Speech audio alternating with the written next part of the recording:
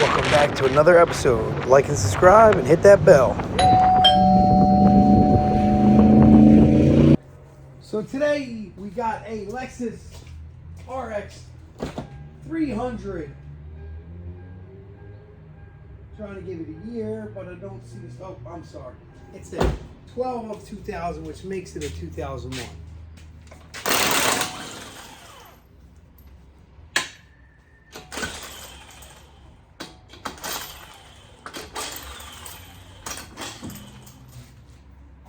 Today we're going to do brakes because they need it.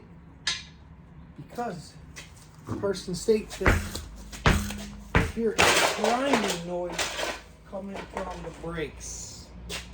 So upon inspection, I could tell that this rotor was grinding like heck. Do yourself a favor, first things first, spin it towards you. Got yourself a nice dispensable flathead. Jam it in here, try to sneak it in, and I'm sorry, I went the wrong way. I'm gonna go this way. And you're just gonna compress the piston back in. You can do it with a seat clamp, you can do it however you want. I find this to be pretty easy. Once you get so far, you can actually get on the outside or the inside of the pad. And make life a little easier. One more. The bottoms out. I like to sneak in on the pad. Let's kill them anyway. And full throttle in. Until it's gone. So it doesn't want to go in no more. Okay. Done with that tool. Next we're going to grab, I was going to say a 14. I grabbed the 15. But this time I'm going to grab a 14 and a 15. Just because I don't feel like going back to the coat line. Here we go. 14 it is. And it moved easy enough. Spin it off. Take that bolt out. If you still had the flat, it'd be nice, but you don't obviously have to need it. And spin that up. And what I like to do is, if you have room, and in this one it seems to have room, and it seems like it needs it anyway, pop this out. Because no matter what, anytime I do brakes, this is trash. I'm going to grease that up. But like I said, she needs brake pads. I'm going to leave that brake pad right there. Stick this one on top.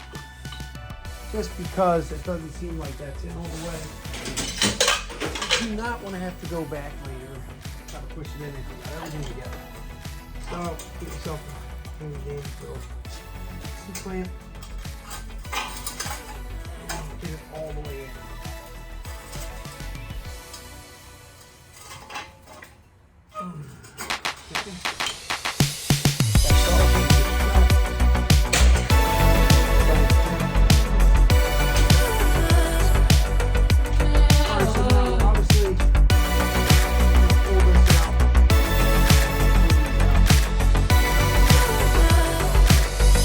I'm gonna wipe these down and re-grease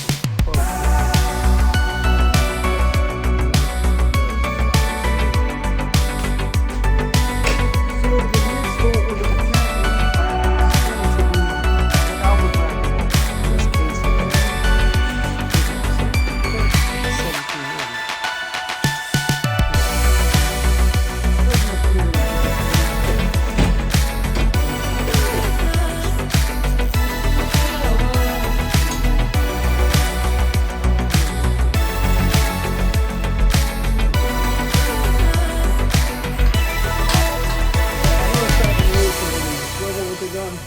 Go right ahead. Crack them both loose before you take one out. Get them pretty loose, actually. Because if you take the one out and try to take the other one out, it will probably spin, flip up, or flip down. When I say that, I mean the caliper bracket itself, this guy. So.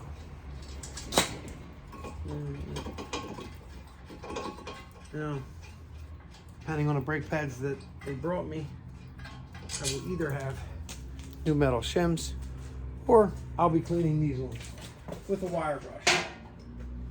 So let's find that out right. Got new shims. And I don't know if you've watched me before, but sometimes these will be a downfall, new shims. Because we're just doing the front pads. And we have two sets of front pad shims here. So we'll get to that in a second. You can hang this. Everybody says don't. You can hang it. It's not going to kill nothing. Just don't let it hang all day, or don't let nothing stress on it. Sit on it and stress it out. Get yourself a big hammer. I like to smack it between the lugs once or twice.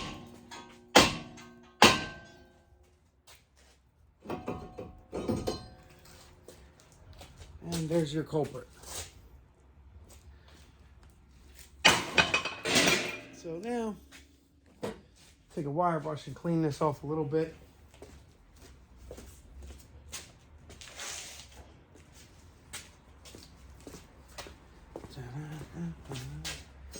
Just clean off in between these because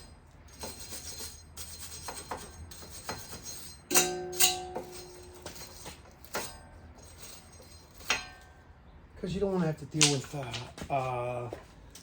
sloppy fitting. Not sloppy fitting, but you don't want the rotor to sit anything but flush. Because if it's not sitting flush, well, then you're in trouble. And at one point, there's no holes. Some rotors will have bolts, holes to put them in. Now to get this one off, there's a trick. There's two screw holes. If it didn't come off that easy, you can actually find, I think it's a 3/8 bolt. Stick it in there, and two of them. And as you tighten them, they'll press against the hub assembly and push it out. So, trying to do everything I can. If you have it, get yourself. Now, don't throw these out. Don't just take them off and throw them out, because, like I said, we have two sets. Make sure they match, which they do. Put them on there so you have them. Take a wire brush and scrub the crap out of this here and here. I'm gonna hit the ground and do it. But give it some backing. The ground will push on it. You hear me hitting the chunks of rust. I don't need them chunks of rust holding anything out.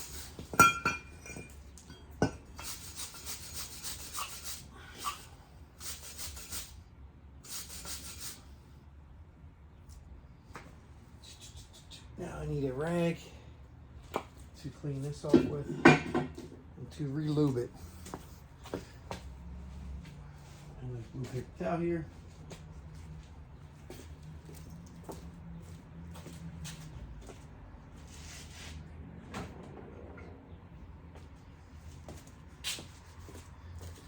Got me some Permatex ceramic extra brake parts lubricant from Napa. I usually have one of these around all the time.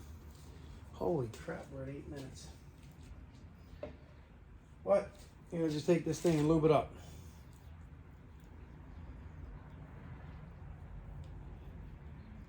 Make sure all the metal's covered. And what I like to do is stick a little extra at the end, because when I put it in, obviously it's gonna push it back. And this was the bottom pin. And it sits like this, so we're gonna go back in the bottom pin. Notice we have a lot more easily moved. Next, we're going to go and try to match up some shims. It's going to be weird because sometimes there's such a little difference, it's ridiculous. These two seem to be the same, so they look like the ones that I need. I don't know what. I guess they fit a couple different vehicles. They all look the same. They all might look the same when you go to put them on. One might be wider than the other. And you'll know because you're going to put it on and it won't clip in. So one might be wider here. We don't seem to have that problem. I'll give you the brake. Oh, see, there's the problem. Look, see how it's sticking over? This one is shorter. Take that one, throw it out. This one might be the same. It's not. So we got matching top to bottom. Couple bracket bolts. I'm gonna stick them back in the 17s. Sure, you love looking at my back. It's great. Always starting by hand. Always. I don't care if you're using a gun and you're super confident. You start it with the gun, and you miss it off half a thread or something. Guess what? You'll be buying bolts and caliber brackets. And nowadays, it's actually cheaper to buy calipers and brackets probably than it is if you can even find the brackets. Scrap pile. While we're right here, I'm going to wipe off this top pin. Throw the rag in my hand.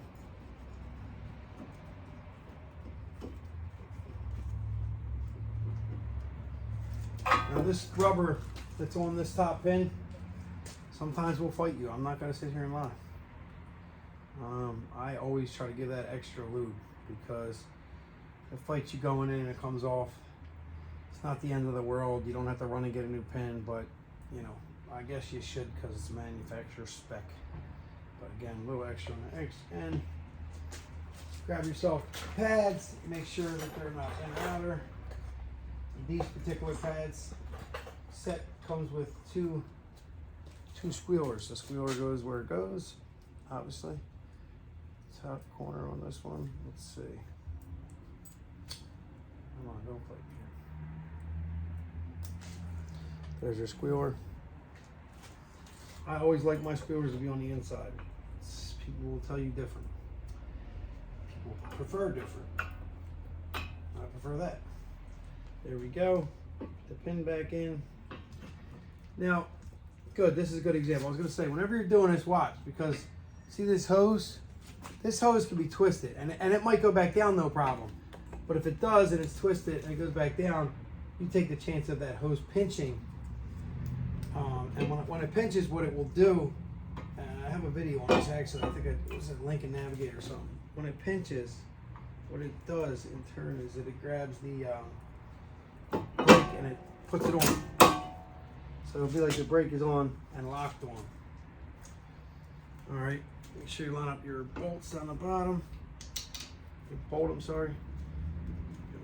And boom, that's, you know, that's the gist of the brakes. Nothing spectacular. Tighten it up, put it back together.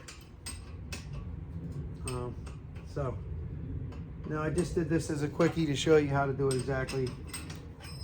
Obviously, we're going to tighten the back bolts up, but we're going on 12 minutes. I don't want to bore you to death. So these two, for me, I'm going to need a little bit of an extension to get past the brake.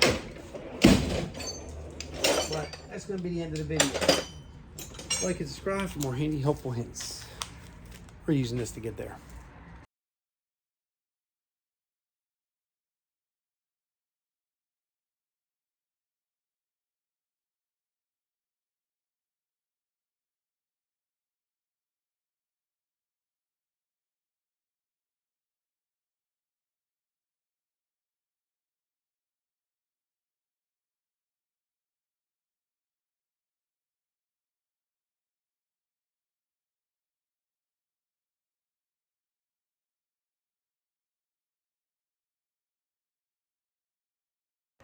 Just a quick brake job. Hope you enjoyed it. If you liked, subscribe, hit that bell.